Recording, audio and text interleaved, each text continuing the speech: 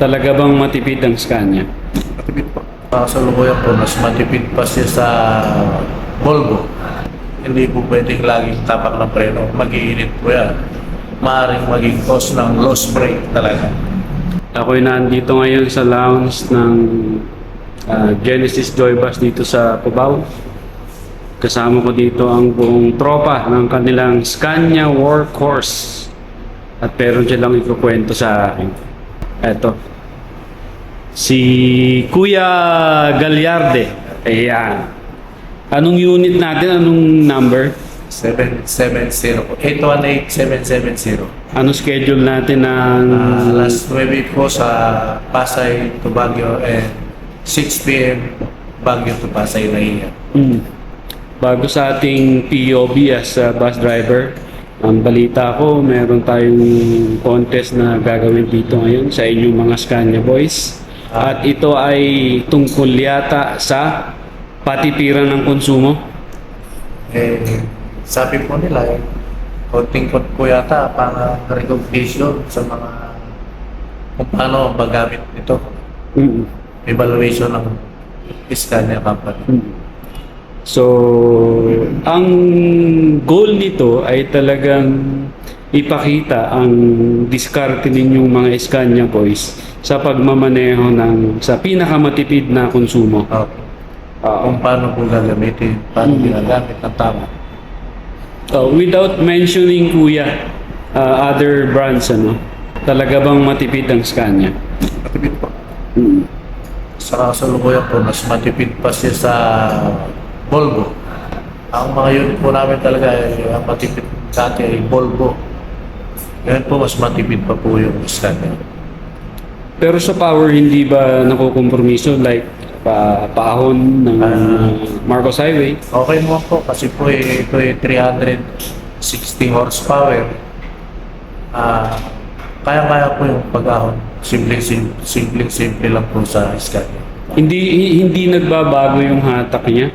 Kung puno ka ng pasahero at cargo at yung wala kang masyadong cargo sa ilalim. Hindi po kasi 28-seater lang naman po ito eh. Halos parehas din po sa konti ang sakay. Mas marami pong sakay, mas maganda pang pumila kasi yung galawan niya, lapat na lapat siya. Okay. Pati po yung suspension, mas maganda pag marami sakay. Anong suspension niya? Yung Air suspension. Air suspension na. Ngayon ba, marami nang gumagamit itong air suspension? Halos lahat na po ng bus company, air suspension na po, bihira na po yung lip spring. Puro air suspension na po talaga. Gaano ka na kuya na humahawak gaano ka na katagal na humahawak ng Scania? 2 years pa lang. Kasi po 2 years and 3 months pa lang po yung unit buhat ng ilabas. Kwento mo naman yung ating mga viewers kung ano pinagkaiba ng transmission nito kumpara sa ibang brand na di cambio pa. Kasi po ang Scania ay smooth po siyang mag-shift. Wala kang mararamdaman na kumakalabog siya conforme sa ibang unit. Kasi po ito pong Scania is manual and matic transmission. Pwede po siyang manual, pagkapaakit po sa bundok, naka-manual po siya. Sa patag naman po is naka-automatic transmission, automatic. Paano naman yung palusong? Kasi ako wala akong nakikitang cambio na stick dito eh. Sa palusong po nagmamanual din po kami. Kasi po para hindi po maingay yung makina pagka nagbabawas. Kasi po pagka palusong, pag naka-automatic maya po yun, mag-sisip siya ng low gear. Then, ganyan, mabilis yun. Saka po, pakon yung bulusok talaga. Pagka po naka-manual, ginagamit lang po namin yung retarder niya. Halos hindi na po kami gumagamit ng brake system. Retarder lang po halos ang ginagamit. Palusok. Pagpababa. Opo, tapos nakasip lang po siya ng low gear. Ganun lang po. Napaka-simple po gamitin. Napaka-ginawa talaga. Sa inyo po, ano ang mas challenging o mas dapat na pagtuunan ng seryosong atensyon. Marcos Highway, paakyat, pababa. Pababa po talaga. Kasi po yung pababa ay mula sa taas, puro pababa po yan. Hindi po pwedeng mabilis lumusok. Hindi po pwedeng laging tapak ng preno. Mag-iinit po yan. Maaaring maging cause ng lost brake talaga. Mas kailangan po talagang mag-ingat pagpalusok. Ang paakyat naman po kasi dahan-dahan lang po yan eh. Chill lang po talaga. Hindi mo kailangan magkapura.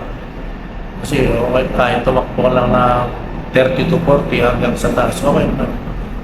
Chill-chill lang, hindi pa halos maramdaman ng mga pasahero na kumukurbada ka talaga. Sa inyo kasi, familiar na kayo sa lahat ng mga brands at makina ng mga kasabayan nyo. Ito kasing pahon, kagaya sa amin na nagmamaneho ng mas maliit sa sasakyan, ano? Yung overtake sa pahon, timing din eh. Kagaya ko, ang dinadrive ko 2.5 na makina. So sigurado ako na pag yung sinusundan ko 2.0 lang, isang piti ko lang mauunahan kayo. Kayo ba ganun din yung thinking niyo? Sa sigsag naman po kasi ang pagka-bus company rin ng kasabay namin, sunod-sunod lang po kami. Hindi na po kami nag-aapura. Kung sakaling pagbababa lang siya ng pasero, saka lang kami mauna.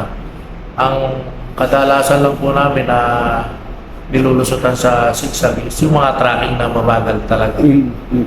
Kasi po yung mga bus company halos pare-parehas lang naman po yung pick-up nila. Hindi naman po kailangan mga pagkarera pahon eh. Basta't walang kumakanan, magkakasunod ng lagi. May sumisignal lang. Mga tracking po kasi pagka yung talagang doon bumibiyahe sa bundok, sisignal po agad ng kanan yan para makalusot ka pag walang kasalot. Yun, senyas na po yun para lumusot. Kayong magkakapatid sa kumpanya, paano kayo nagbabatean pag nagsasalubungan kayo? Isa po, kawayan, ilaw. Pero, Pinaka-common, ilaw, no? ilaw po, kawayan. Okay. So, huling tanong na lang siguro. Sa patag, hindi ba kayo naiinip lalo sa T-Flex, STX? Dahil po sa itinaktang speed limit ng expressway, 80 lang naman, sinusunod na naman po namin.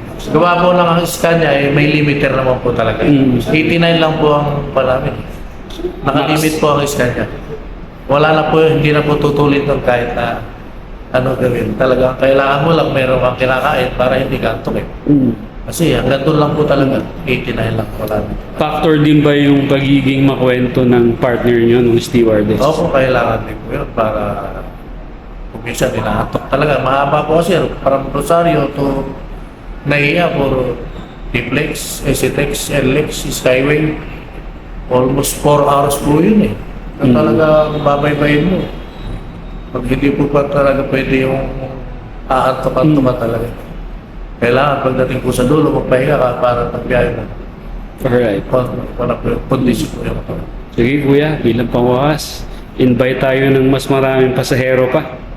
sa mga kababayan namin na sumasakay papuntang Baguio at sa iba pang ruta ng Genesis Joybus, iniimbitahan po namin kayo na tangkilingin po natin. Try po natin na sumakay ng Joybus, ma-experience ang aming kumpanya para sa paghahatid ng mga pasahero sa inyong mga destinasyon. Ito inuulit ko. Bihira mangyari to, nagkakasama ang tropang Scania ng Genesis Joybus. Si Boss Droy, ang kanilang operations manager. Ito, mga tropang Scania. Kami ngayon ay nandito sa lounge ng, dapat po ay sa mga P2P passengers to, na handa na ng maayos. P2P passengers ng rutang Cubao-Clark. Thank you!